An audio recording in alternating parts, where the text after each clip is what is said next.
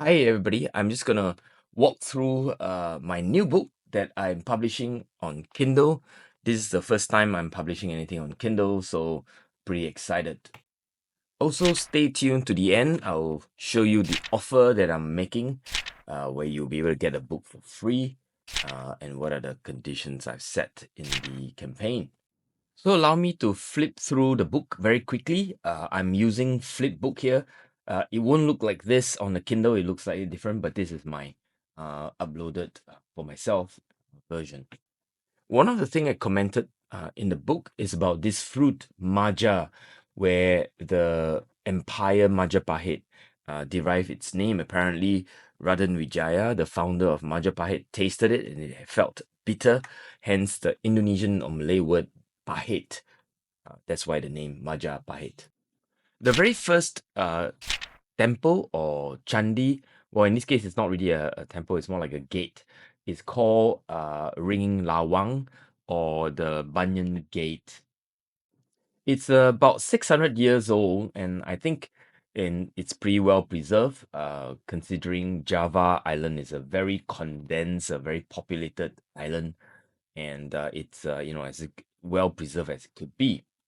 I documented many temples that we visited, my walkabout in some of the rural areas. But one of the things that and listened to many stories by local guides and archaeology, and um, one of the things that really caught me was these Chinese coins. They had coins that was minted not for internal Chinese use, but was used all the way in Java Island as sort of coins for trading within Java itself. That was the interesting bit that we learned. The other story that I really like is the story of Panji.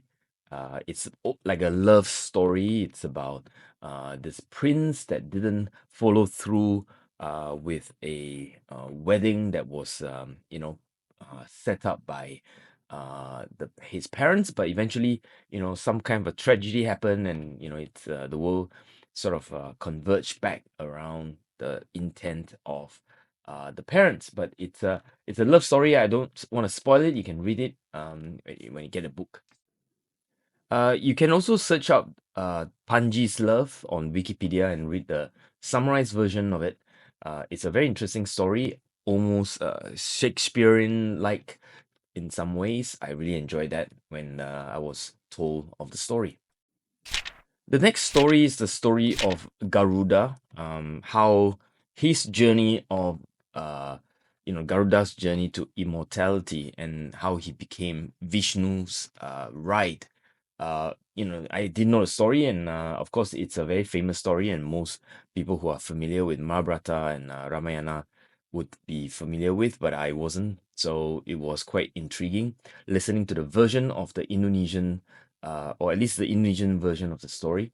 And Garuda, of course, is the symbol of Indonesia. It's in a lot of the logos and even within the Indonesian's symbol.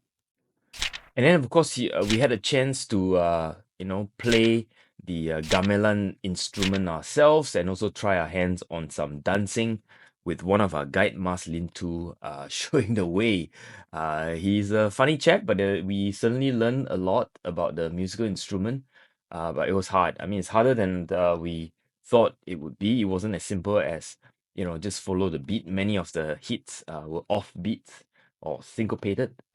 And yeah, we found it difficult to control. I certainly found it very, very difficult to play the instruments.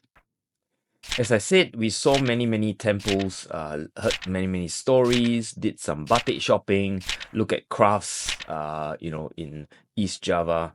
But there's this one place, Jolotundo. It's about 1,000 years old, and even today you will find people meditating, and or even just go for a ritual bath.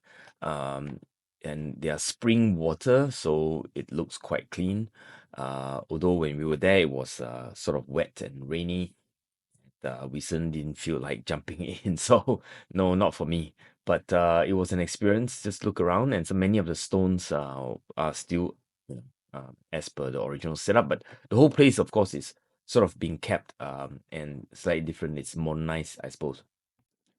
So again, there were many other experiences, including staying at Hotel Darussalam, talking to the owner, and so on and so forth. Many of the important artifacts from Singasari, from Kediri, and so on. And yeah, so this book is really just a chronicle of my experiences as well as some information that I managed to put together. I hope you enjoy it. Now, so the offer is only valid for the next 4 days.